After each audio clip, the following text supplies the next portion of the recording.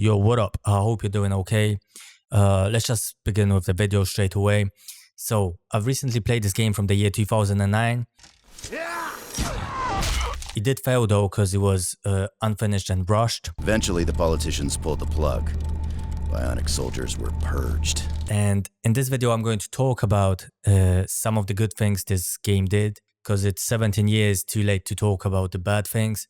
There aren't too many good things, but I completed the game, so this means it was playable. This is where our story begins. The reason I want to talk about this game is that it disappeared after that failure in 2009 and only came back in 2D 2 years later in 2011.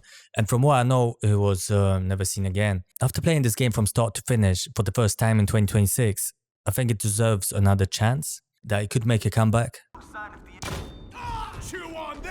It sold 27,000 copies in the first 2 weeks of the release, and this just shows how many people had money to throw away in 2009, because Infamous and Prototype were just around the corner, and I guess they took all the attention, and people probably saved their money for the better game. Why did they think Infamous and Prototype would be the better game? Because before Bionic Commando released, they released a demo which was multiplayer only, and that multiplayer only game demo was shit as well, and people shit on it. So how likely is a person to buy a full game if the demo is shit? Okay, but I was supposed to talk about the good things.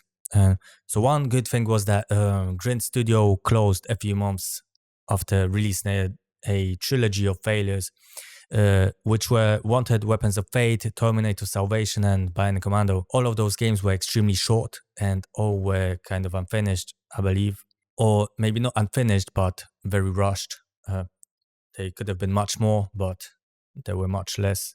All those games released before Prototype and Infamous in 2009, literally days before. If you think about it, I think the strategy was probably to grab attention early, but at the time, all eyes were already on Cole McGrath and Alex Mercer. By the year 2022, Bionic Commando sold 1.3 million copies, so it did sell something. Chew on that! But probably at heavily discounted prices. This means some people played the game over the years, or maybe never touched it like I haven't, because it's been sitting in my library, for my Steam library, for a very long time before I actually played it for the first time. The only reason I actually played it because I have created this YouTube channel and this motivated me. So it would probably still be in my Steam library. So I don't want to go deep into the game in this video, because that's not what it's supposed to be about. This game is very short, so if you want to find out everything that's in the game, it's easy to get it from a playthrough somewhere. Apart from a few frustrating bits and one glitch, it's easy enough to get through the game, even if you want to play it yourself. So if you're a gamer or a snowflake then that needs a story mode difficulty, then it's no challenge at all. So people call this game a 2D game pretending to be 3D, or an arcade level stretched into 3D with radiation clouds that stopped you from going off the path. Okay, so the good parts. I was meant to talk about the good parts.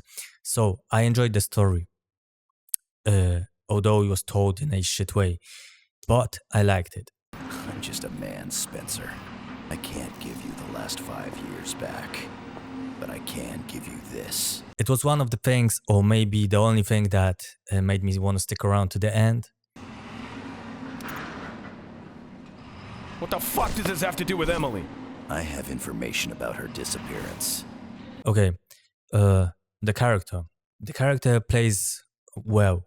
Like, this is where they put the most effort, I think. Side of the item. Damn it! Just the rest of the game didn't quite work with the character. The character itself felt smooth to play at times. You could feel the weight of Nathan Spencer a little.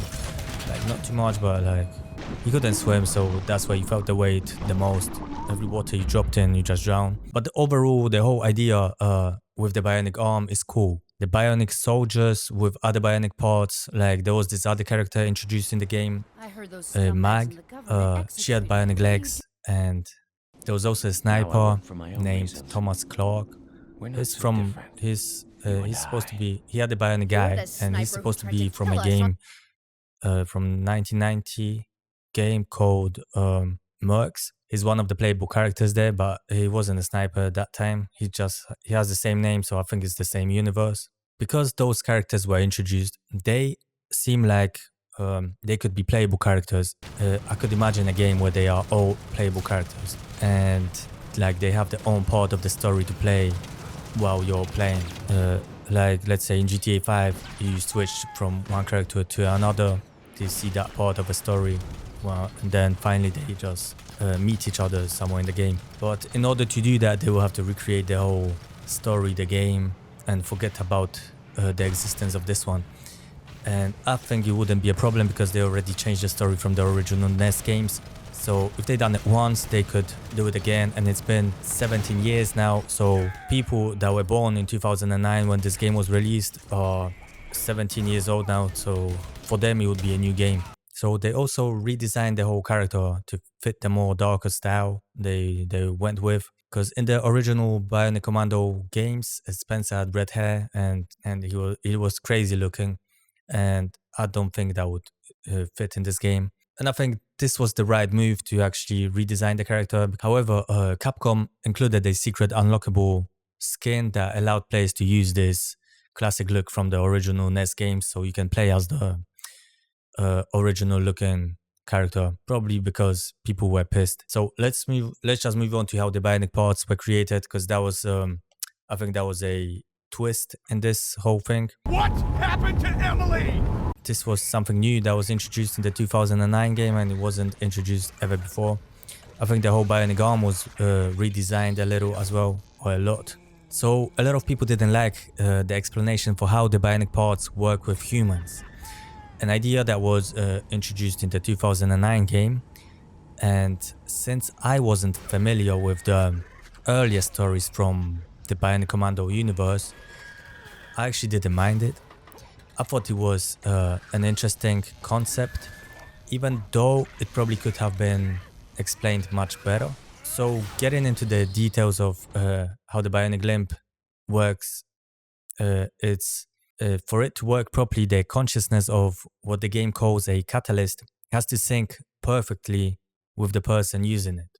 As it's explained, the synchronization requires a strong emotional bond, which is why the catalyst has to be someone extremely close to the user, and it's usually a loved one. Emily. I never left, Nathan. It's you who is lost. And throughout the game, Spencer believes he's working for Joe because Joe promised to help him find his wife. Joe is supposed to be the bad guy that you kill at the end. And at the beginning of the story, Joe tells Spencer that he knows where his wife is. What the fuck does this have to do with Emily? I have information about her disappearance. And technically, he wasn't lying. He even gave his wife to him at the beginning of the game, if you think about it. That's been taken care of.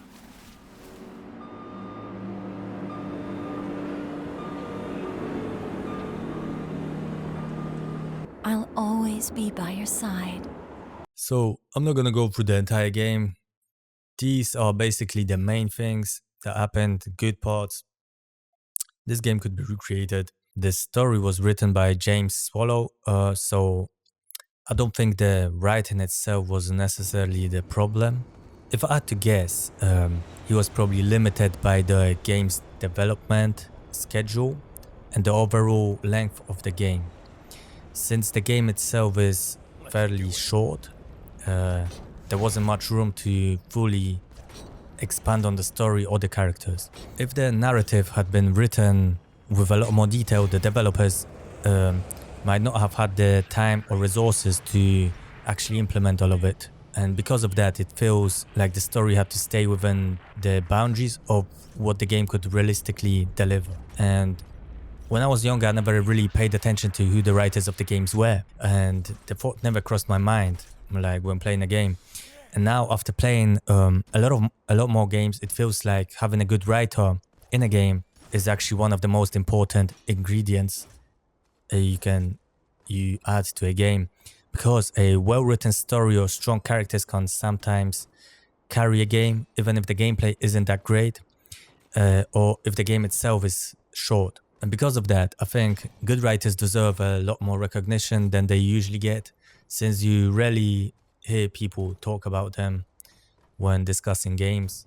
Or maybe I just don't hear that part when people talk about a game. I always hear how the game plays, how the game looks, and all that shit. Never who actually wrote it, because that's the most important part of the game, I believe.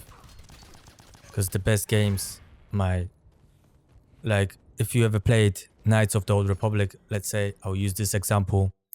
It's a well-written game, and there's not much of crazy gameplay, so you can see how you play mostly for the story. So I have nothing more to add. If anyone watches and if anyone ever played Bionic Commando, then tell me what you think about the game. Tell me if you would like to see another one of Bionic Commandos. Maybe if more people talk about it, then we will somehow resurrect this game. I mean, I'm not famous or anything, but if I had the power to promote the idea, then I would. Thank you for watching. Bye.